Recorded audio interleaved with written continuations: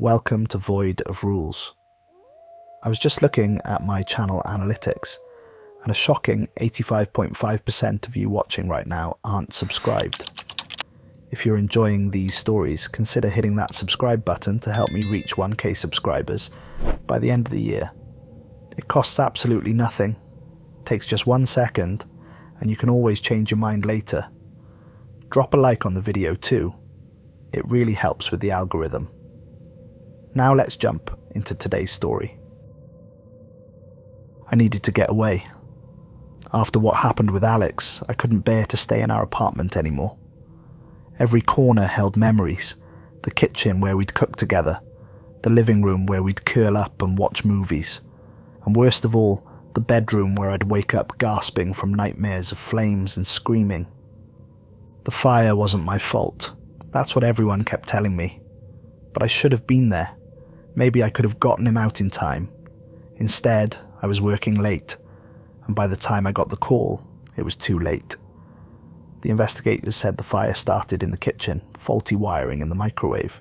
It spread so quickly that even if I had been home, we might both have died. But that logical explanation did nothing to ease my guilt. 3 months after the funeral, I was still jumping at the sound of sirens and flinching whenever someone lit a match. My therapist suggested a change of scenery. Not just a vacation, she said. Something that will give you purpose while you heal. So when I saw the job listing for a fire lookout position in Blackwood National Forest, it seemed perfect. 3 months of solitude in the wilderness. Just me, the trees, and enough distance from the rest of humanity to start healing. The irony wasn't lost on me, running from fire by taking a job watching for it, but somehow it felt right, like facing my fears head on. The application process was surprisingly simple, almost too simple. They didn't even conduct an interview, just asked if I could start in 2 weeks. The pay was decent, especially considering room and board were included. I said yes, packed up what little I wanted to keep, donated the rest, and drove 16 hours to the ranger station at the edge of Blackwood. Blackwood National Forest sprawled across 3 states, a massive wilderness area largely untouched by development. The brochure in my glove compartment described it as one of America's last true wild places, with photos of serene lakes, majestic mountains, and forests so dense they looked like a solid mass of green. What the brochure didn't capture was the feeling that came over me as I drove deeper into the park, a weight in the air, a stillness that seemed to watch me back. The ranger station was a cluster of rustic buildings at the end of a gravel road. As I pulled into the parking lot, and I noticed something odd. The vehicles parked there were all at least a decade old. No modern SUVs or trucks, just well-maintained older models. Even the station itself seemed frozen in time, with no satellite dishes or modern amenities visible. The head ranger, a weathered man named Dawson, greeted me with a firm handshake and eyes that seemed to be searching for something in my face. He was tall and lean, with sun-baked skin and a scar that ran across his right palm. Despite appearing to be in his mid-50s, he moved with the easy grace of someone much younger. "Peter Wilson, good to have you on board," he said, his voice gruff. "Most people don't last the full season. Isolation gets to them." "Isolation is exactly what I'm looking for," I replied. Dawson studied me for a moment longer than was comfortable. "Everyone thinks that until they've had it. True isolation has a way of revealing things about yourself, about the world." He gestured towards the main building. "Follow me to my office. There's some paperwork and orientation before you head up to your post." His office was cluttered with maps, old reports, and faded photographs of the forest. A stuffed raven perched on a bookshelf, its glass eyes catching the light in a way that made it look alive. The computer on his desk was ancient, a boxy monitor that probably dated back to the early 2000s. He handed me a thick binder with rules stamped across the cover in faded red letters.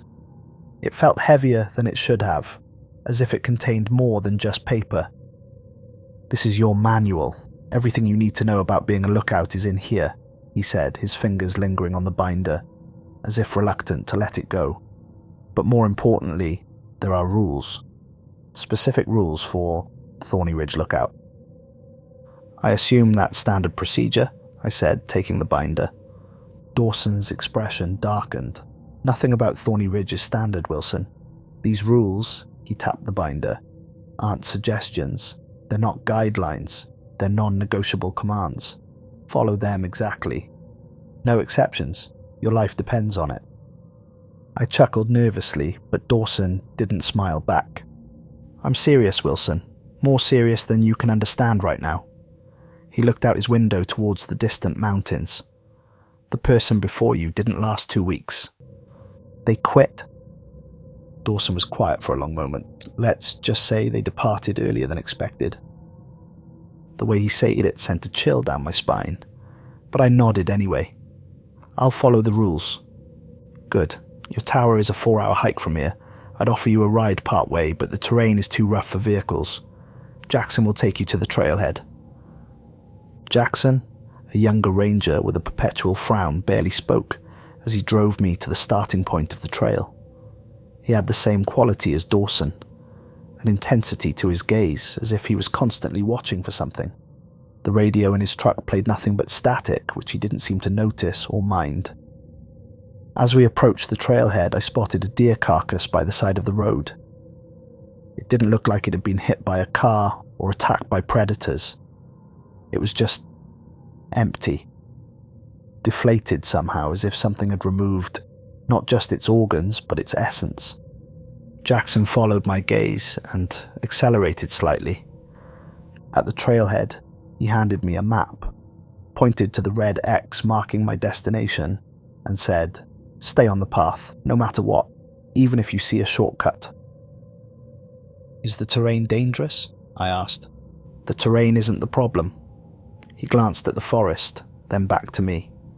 "This part of the park has quirks.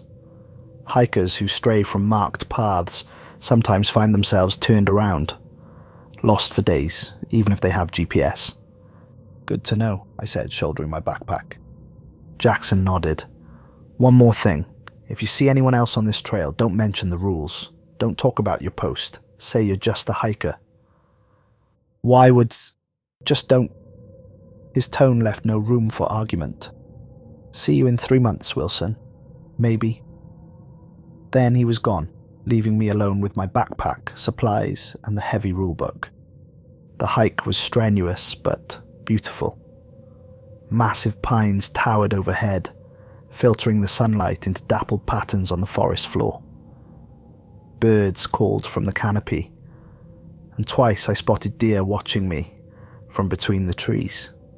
For the first time since the fire, I felt something close to peace. As I climbed higher, the forest changed subtly. The trees grew more gnarled, their bark darker.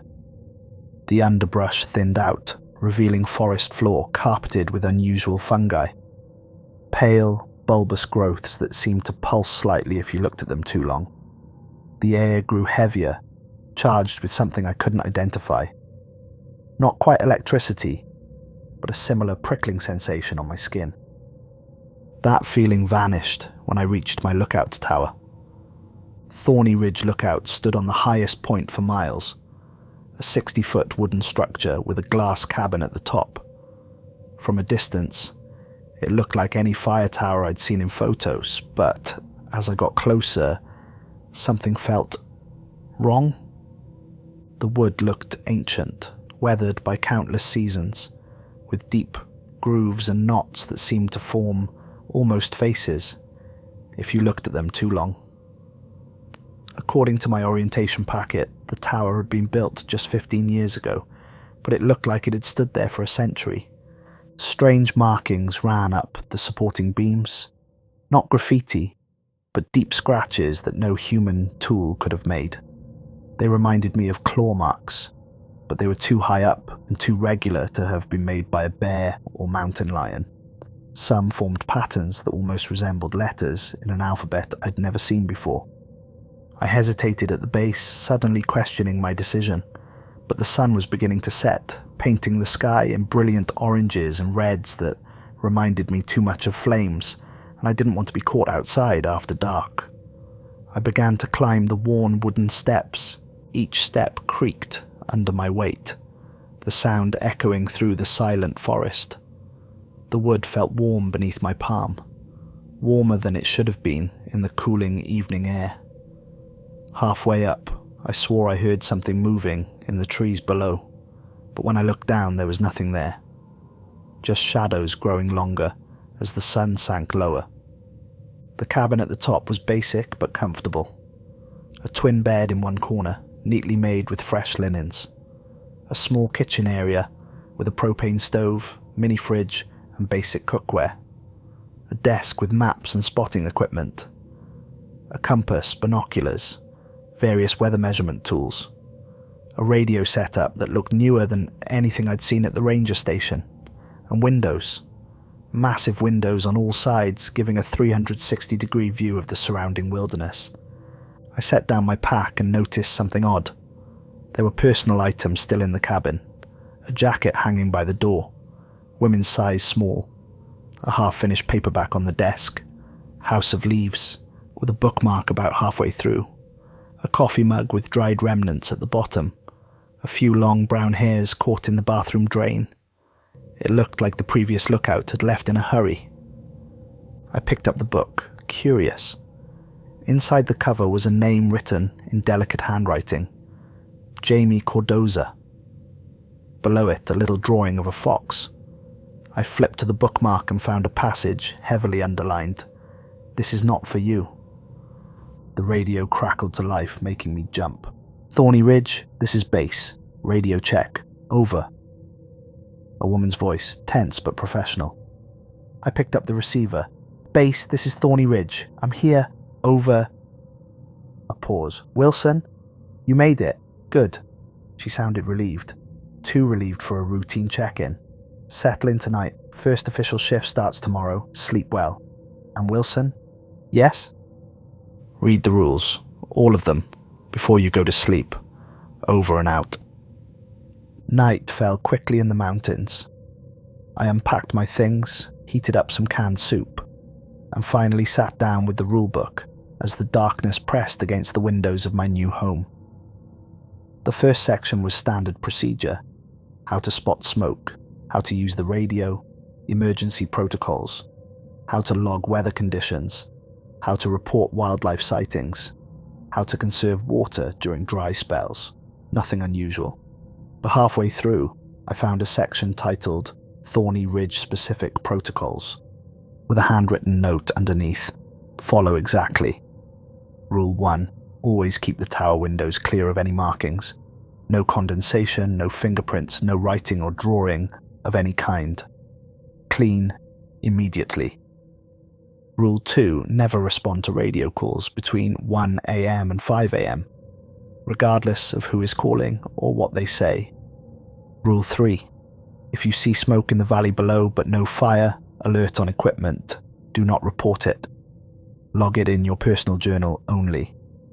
Rule 4. Never leave any food outside overnight, regardless of animals. Rule 5. If you hear someone calling your name from the forest, ignore it completely. Do not respond, do not acknowledge, do not look toward the sound. Rule 6. Always keep one light on in the tower at night. If the power fails, use your emergency lantern. Rule 7. If the temperature drops suddenly, close all windows and do not look outside until the temperature returns to normal. Rule 8. Never make eye contact with hikers who approach after sunset. Do not invite them inside under any circumstances. Rule 9. If you see lights moving in a circle in the forest, report immediately and hide under your bed until base responds. Rule 10. If all electronics fail simultaneously, lie on the floor facing down until sunrise. Do not move, do not look up, regardless of what you hear. I read through the list twice, a knot forming in my stomach. These weren't normal safety procedures. They were the kind of rules you'd find in a horror story. but surely there was a logical explanation. Maybe it was a joke that the rangers played on newcomers. Maybe these were coded instructions for actual wildlife threats. Bears or mountain lions or aggressive elk. I was about to close the binder when I noticed something scribbled in the margin, next to Rule 10. In tight, nervous handwriting, they test the rules. They want you to break them. A chill ran down my spine. I closed the binder, suddenly feeling exposed with the darkness pressing against the windows. Following Rule 6, I made sure my lamp was on before I got into bed, pulling the covers up despite the warm summer night. Sleep came fitfully, filled with dreams of something circling the tower, always just out of sight. The first few days passed without incident. I fell into a routine, scanning the horizon for smoke, logging weather conditions, radioing in at scheduled times. I cleaned the windows each morning, made sure one light was always on, and kept all food securely stored inside. The rules began to seem silly in the bright light of day. I spent my free time exploring the area immediately around my tower. There was a small clearing to the north with wildflowers I didn't recognize, bell-shaped blooms in deep purple that seemed to turn to follow the sun. To the east, a stream tumbled down the mountainside, ice-cold and clear. Fish darted in the deeper pools, strange silvery creatures with elongated bodies that moved too quickly to identify. I found hiking trails branching off in several directions, though all had signs warning hikers not to approach the tower. Government property, no trespassing. It seemed odd, given that fire lookouts in other parks often welcome visitors. On my third night, I heard it, a sound unlike any animal I'd ever encountered. It started as a low moaning, almost like wind through the trees, but there was no wind that night. The sound grew, becoming something between a howl and a scream, but with an almost human quality that made my skin crawl. I wanted to look outside to see what was making that terrible noise, but something stopped me. Instead, I stayed in my bed, staring at the ceiling until dawn broke and the forest fell silent again. The next morning, I found strange indentations in the ground around the base of my tower. Not quite footprints, but shallow depressions about the size of dinner plates, arranged in a pattern that reminded me of the Pleiades constellation. I radioed base to report the sound and the markings. "Probably just a mountain lion," the ranger replied too quickly. "Nothing to worry about, over." But I'd heard mountain lions before. They didn't sound like that. On the fifth night, I was awakened at 2:30 a.m. by the radio crackling to life. "Peter!" The voice was soft, familiar. "Peter, honey, can you hear me?" My blood turned to ice. It was my mother's voice, my mother who had died when I was 16. "Peter, I need help. I'm lost in the forest. Please come find me." Rule 2 flashed in my mind. Never respond to radio calls between 1 a.m. and 5 a.m. "Peter, please, I'm so cold. I can see your light. Just tell me how to reach you." My hands trembled as I pulled the blanket tighter around me. It wasn't real. It couldn't be real. My mother had died of cancer over a decade ago. I'd held her hand as she slipped away in a hospital room that smelled of antiseptic and decay. "Why won't you help me?" The voice changed, becoming harsh, angry. "I know you can hear me, Peter. I know you're listening." The radio emitted a burst of static so loud it hurt my ears, then fell silent. I didn't sleep again that night. In the morning, I checked the radio, half convinced I'd dreamed the whole thing. But the dial was on a different frequency than I'd left it. Someone, or something, had changed it during the night. I spent that day jumping at every sound, checking and rechecking the rules. The encounter had shaken me more than I wanted to admit. If I could hear my dead mother's voice on the radio, what else might be possible in these woods? On the 7th day, I spotted smoke rising from a valley section about 5 miles from my tower. It was a thin column, exactly what a campfire might produce, but it was in a restricted area where camping wasn't allowed. I checked my equipment, no fire alerts, no unusual readings. The wind instruments showed a steady breeze from the west, yet the smoke rose perfectly straight, unaffected. Rule 3. If you see smoke in the valley but no fire alert on equipment, do not report it. My finger hovered over the radio transmit button. What if someone was camping illegally? What if they started a forest fire? But something about that smoke didn't look right. It rose too straight, unaffected by the breeze I could see moving through the treetops elsewhere. I lowered my hand and watched. For an hour, the smoke continued to rise. Then, as if someone had flipped a switch, it stopped. Not gradually, like a fire being extinguished, but all at once. One moment it was there, the next it was gone. I found Jamie's journal that evening, hidden in a hollow space beneath the sink. Like the book on the desk, it had her name inscribed in the front cover, with the same little fox drawing. The first entry was dated May 1st, exactly 3 months before my arrival. First day at Thorny Ridge. The tower is charming in a rustic way, and the views are incredible. I can see why people compete for this post. Already spotted 3 eagles, and what might have been a mountain lion. The solitude is exactly what I needed after everything with Drew. Here's to 3 months of peace, quiet, and healing. The next few entries were similar. Wildlife sightings, weather observations, occasional complaints about the spotty cell service. But on May 10th, the tone changed. Heard something weird last night, like voices whispering just outside the tower. Thought it might be hikers, but when I looked with my flashlight, there was nothing there. Probably just the wind. May 12th. The radio came on by itself last night, just static at first, then I swear I heard music. An old lullaby my grandmother used to sing. I must have been dreaming. May 15th. Found scratch marks on the door this morning. Deep ones, like something tried to claw its way in. Called base about it, but they brushed me off. Said it was probably a bear. I've seen bear scratches, these weren't made by a bear. May 18th. The rules are starting to make sense now, I'm afraid. The entries became increasingly erratic after that, the handwriting deteriorating from neat cursive to frantic scrawls. Jamie wrote about cold spots in the tower, about objects moving when she wasn't looking, about waking up to find her belongings rearranged. May 23rd. There's a circle of trees that wasn't there yesterday. I can see it from my east window. Perfect circle. Old trees that couldn't possibly have grown overnight. But they did. May 25th. They're watching me. I can feel their eyes. The watchers in the woods. I think they've always been watching. May 27th. Drew called on the radio tonight. Drew, who died in Afghanistan 3 years ago. He knew things only Drew would know. Begged me to let him in. I almost opened the door. God help me, I almost did it.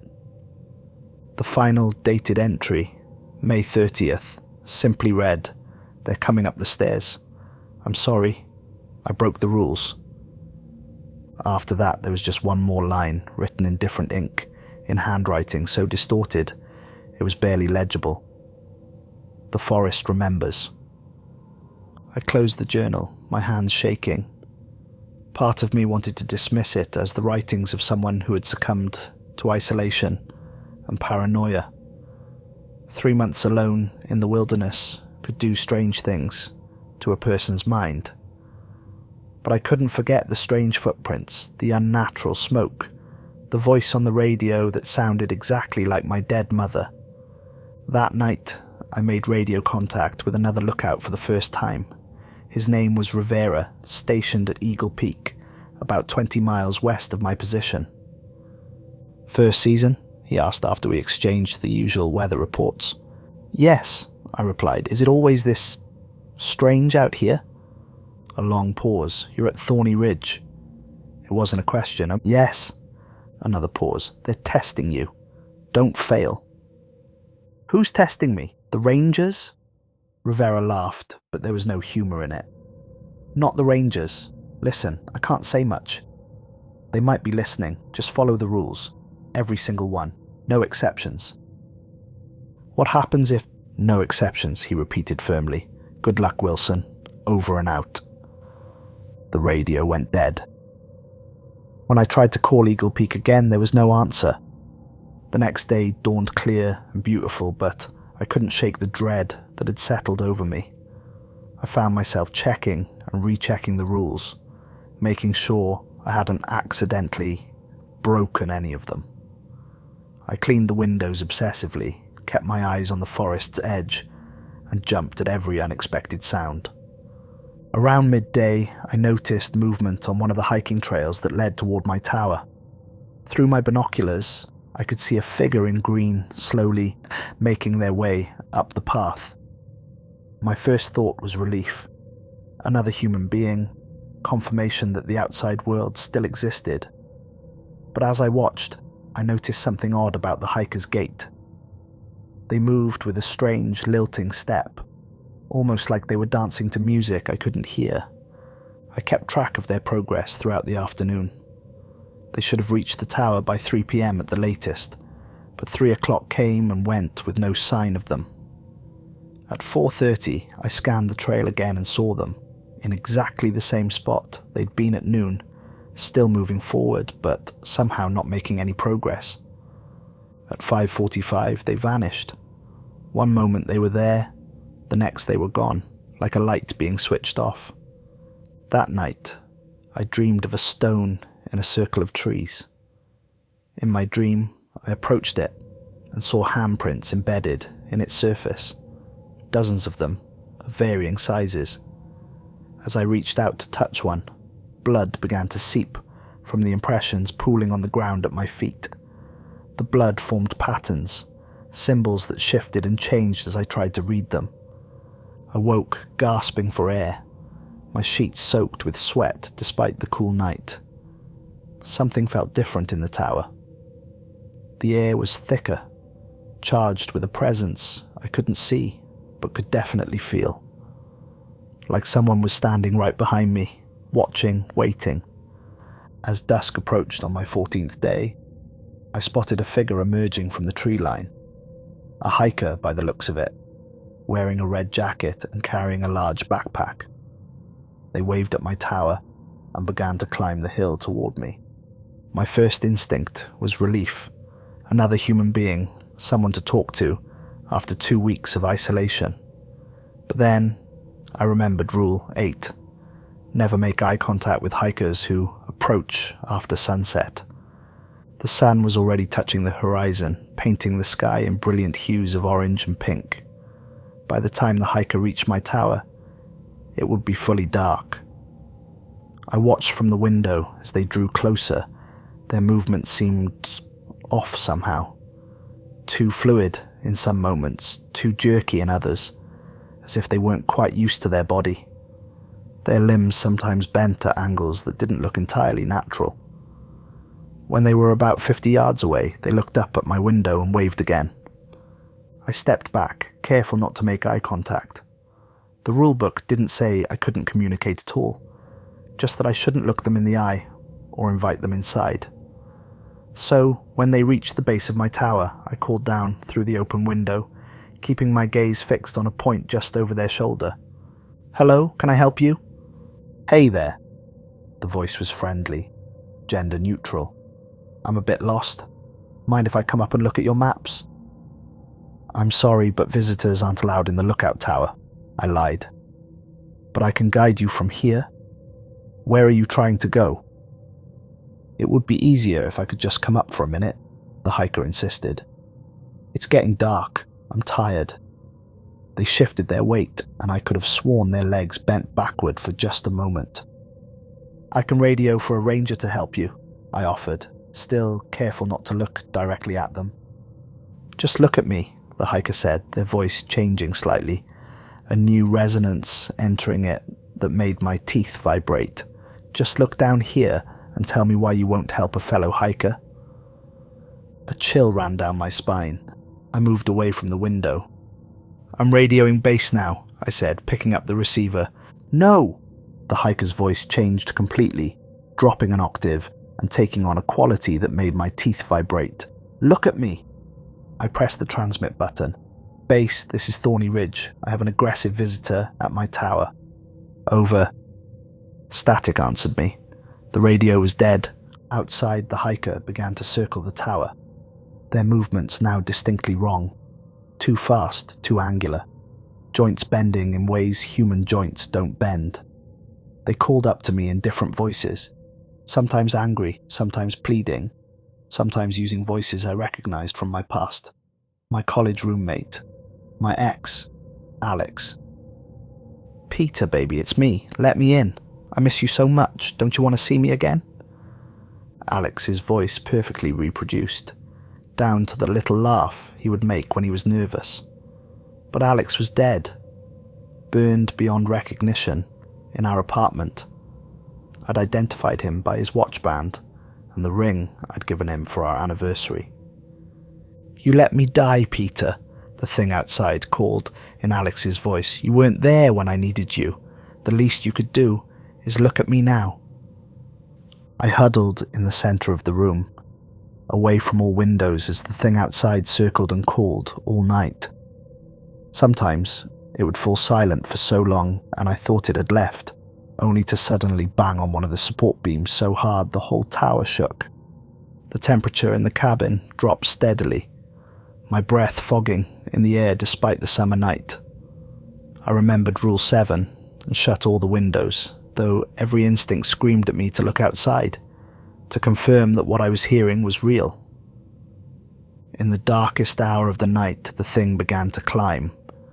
I could hear its limbs scrabbling at the wooden structure, moving impossibly fast.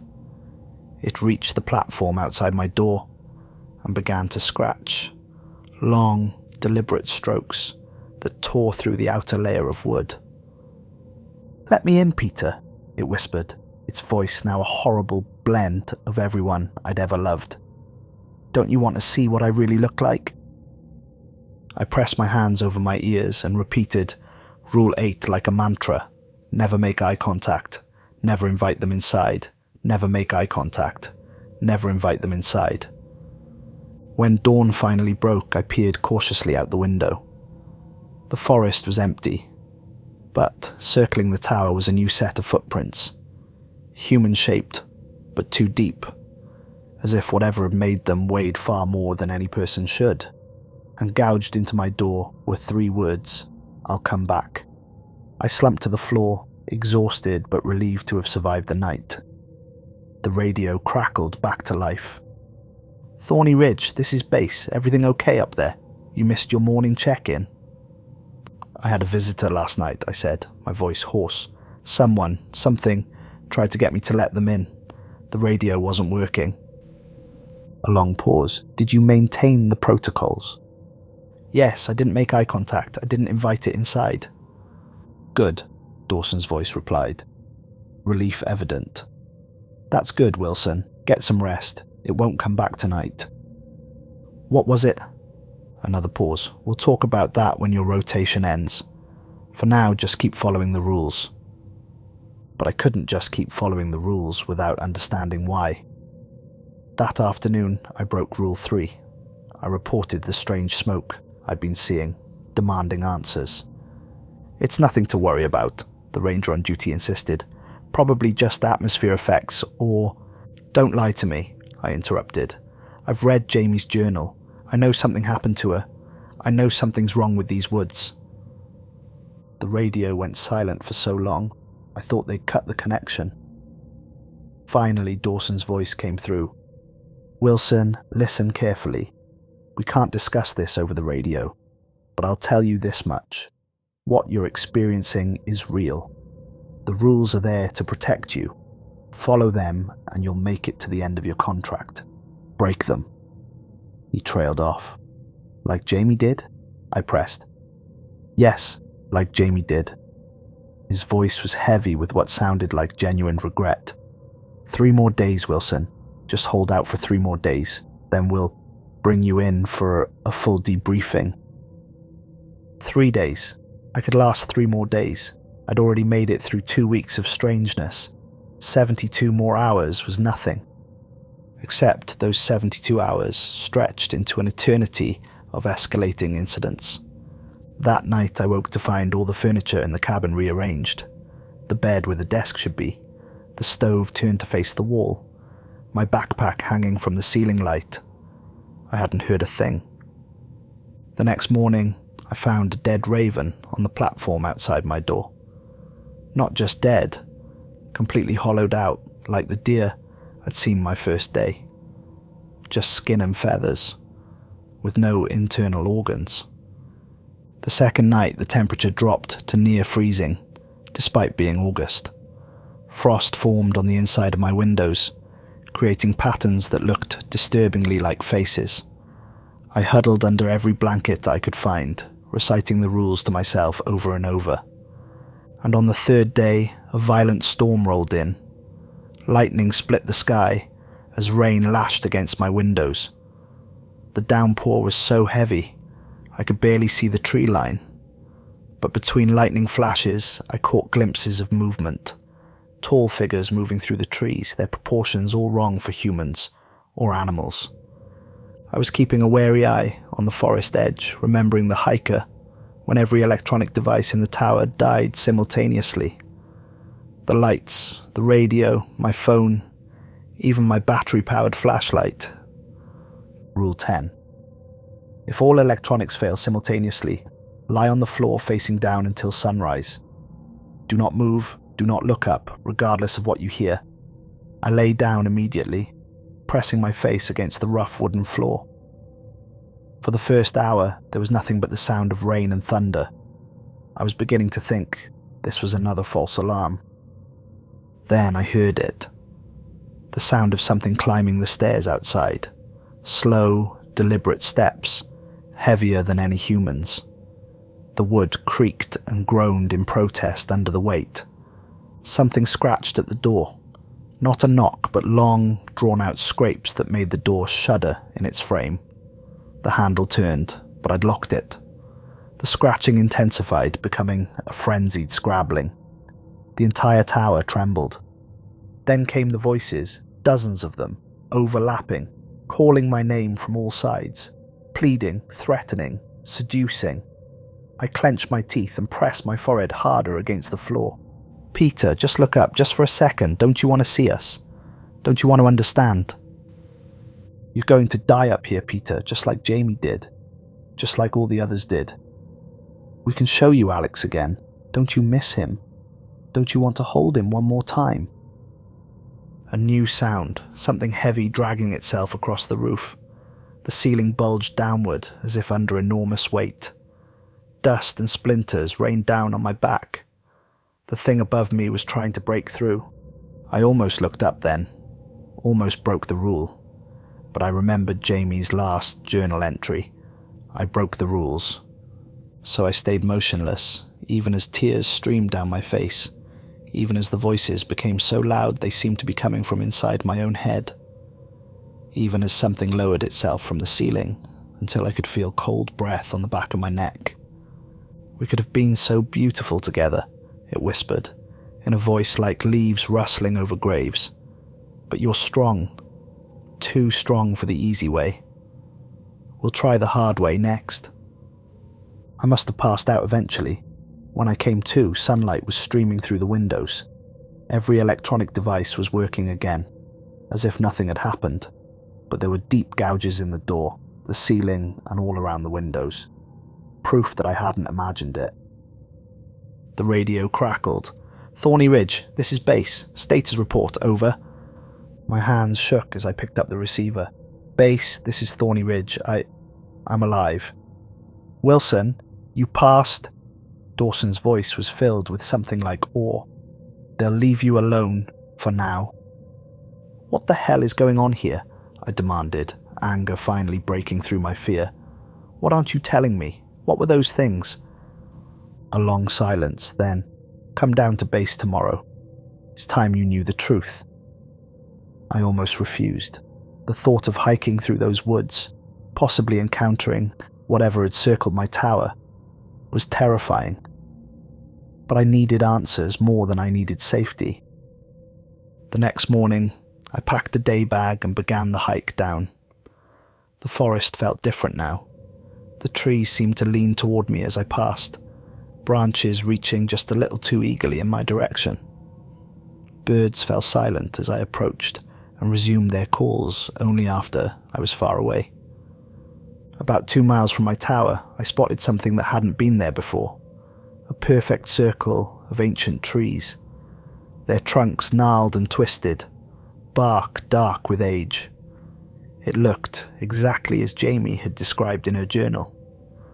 Despite every instinct screaming at me to stay away, I approached the circle.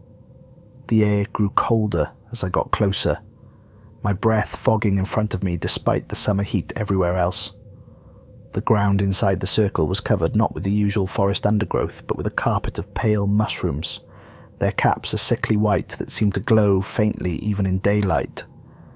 Each tree had strange symbols carved deep into its bark.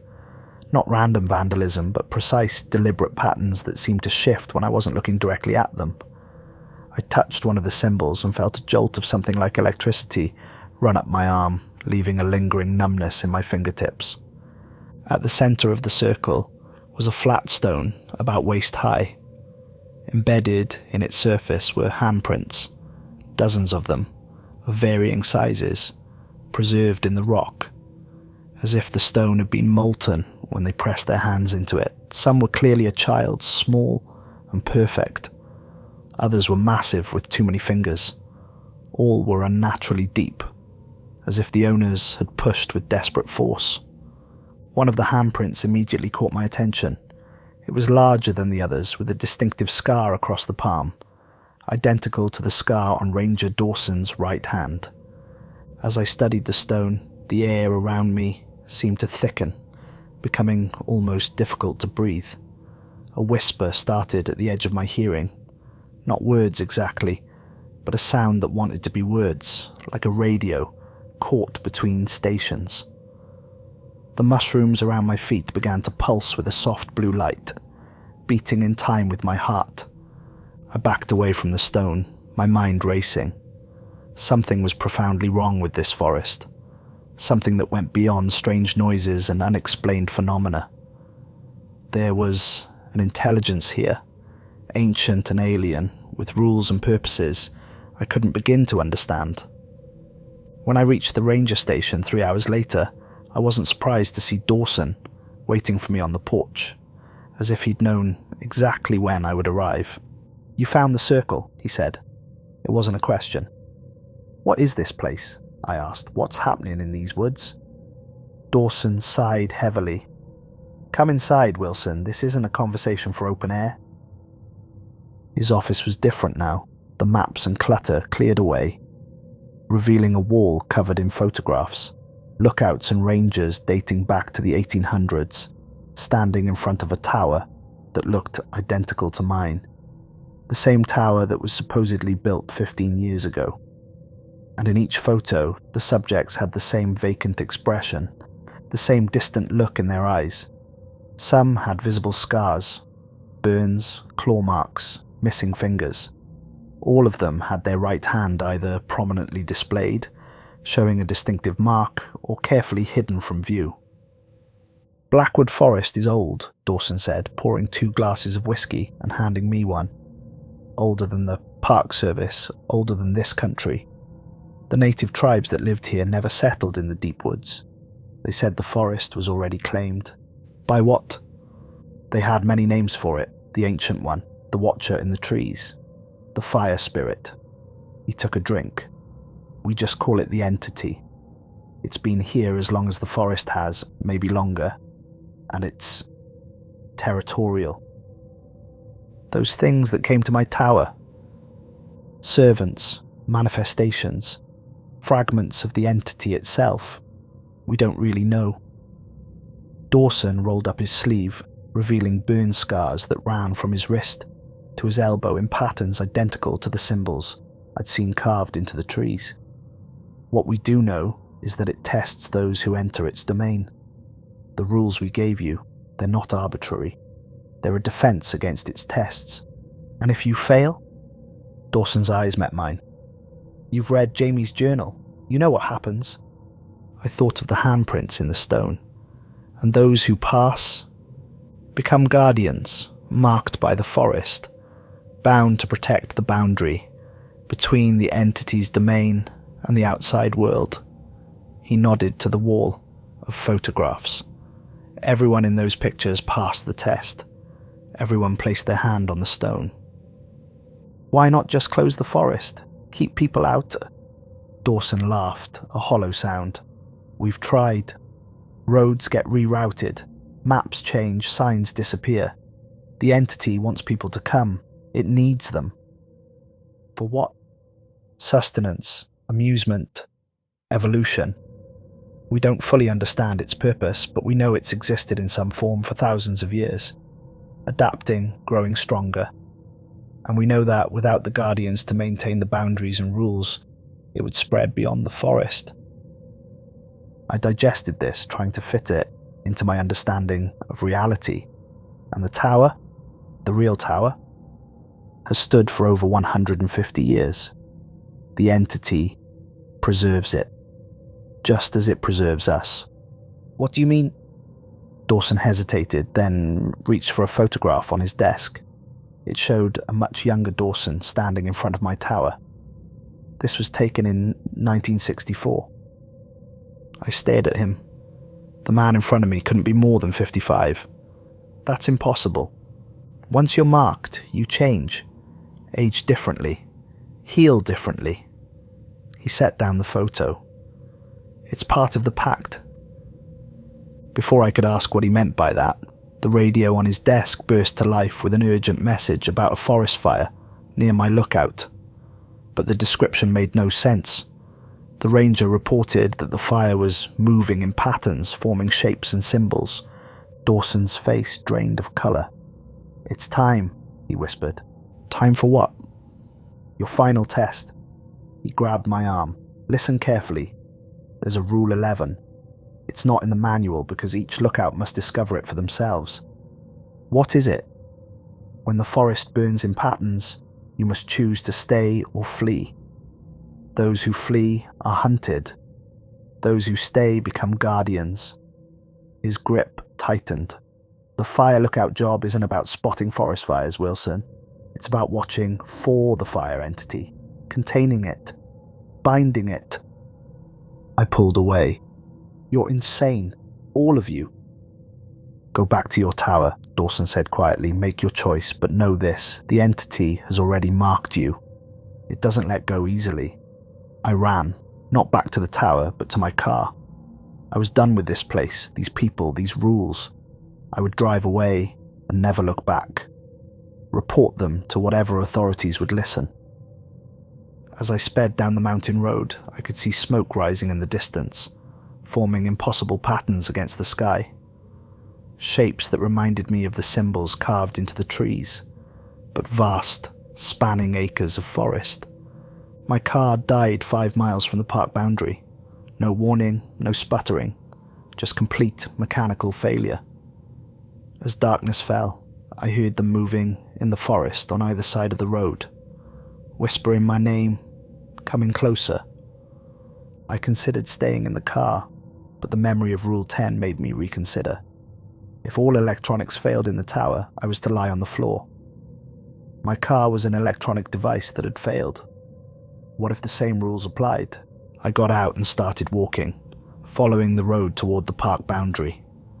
The whispers grew louder, more insistent. Branches reached for me from the trees lining the road, scratching my skin. The ground seemed to shift beneath my feet, sometimes tilting to slow my progress, sometimes becoming unnaturally smooth to speed me in a different direction. I realized they were herding me, driving me back towards the heart of the forest, towards the circle of trees, toward the stone. A wall of fire erupted across the road ahead of me, flames dancing in shapes that hurt my eyes to look at directly. I turned to go another way, but fire blocked that path too. Soon I was surrounded, the heat intense but not advancing to consume me.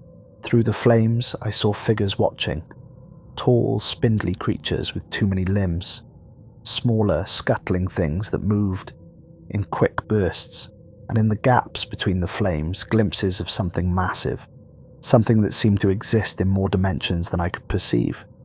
The fire parted, creating a path that led into the woods. I had no choice but to follow it. The path took me through parts of the forest I hadn't seen before. Groves where the trees grew in spiral patterns, their branches forming canopies that looked like enormous webs. Clearings where the ground was covered not in grass but in what looked like black glass, reflecting stars that weren't in the sky above. Streams that flowed uphill, their water a deep, unnatural red. When I finally stumbled into the clearing with the circle of trees, exhausted and terrified, the entity was waiting. It rose from the flames that now surrounded the circle, ancient and powerful, neither good nor evil, simply other.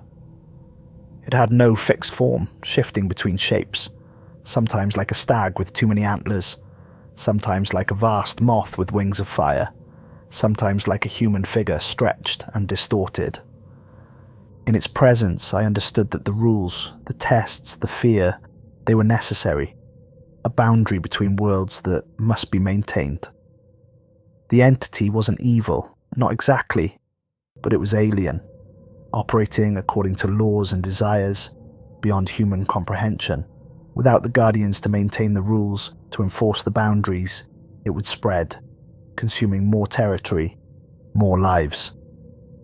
I had a choice: flee and be hunted for the rest of my life, or place my hand on the stone and become a Guardian. As the entity watched with eyes like dying stars, I stepped forward and pressed my palm against the cold stone.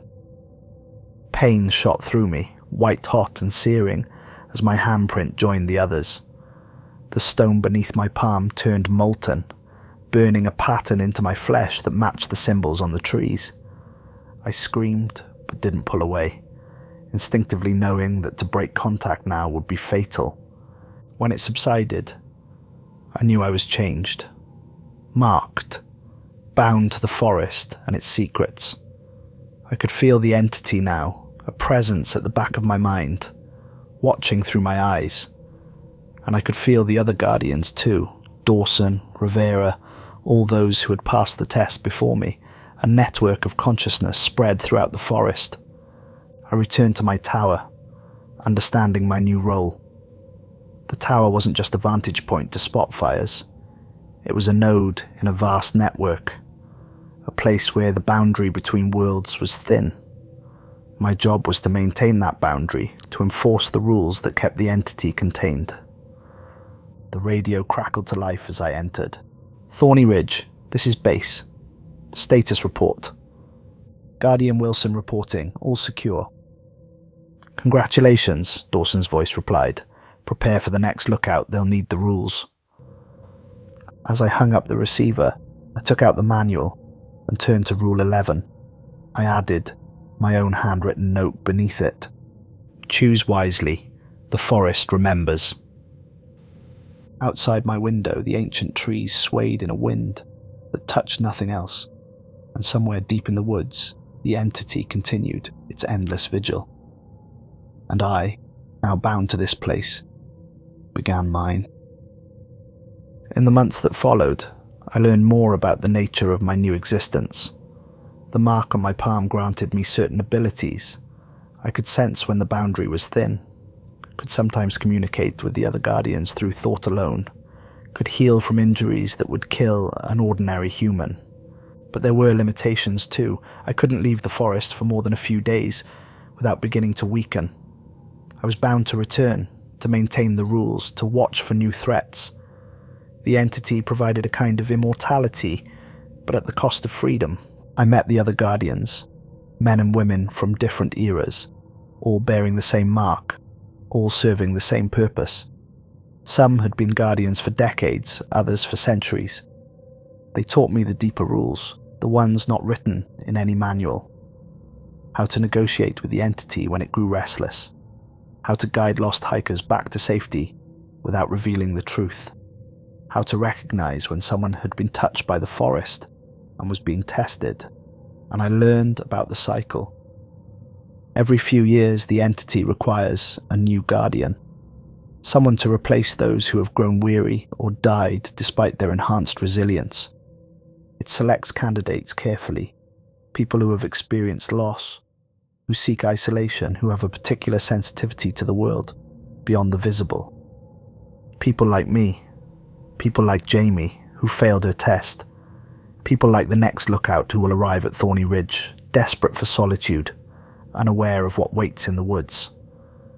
I prepare the tower for them now, leaving subtle clues. The rulebook with its vital instructions, a coffee mug placed just so.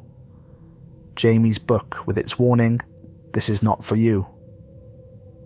And as I patrol the boundary between worlds, feeling the entity's constant presence at the edge of my consciousness, I know that I made the right choice. Not the easy choice, but the necessary one. For the forest remembers, the forest tests, the forest claims, and the rules must be followed. No exceptions.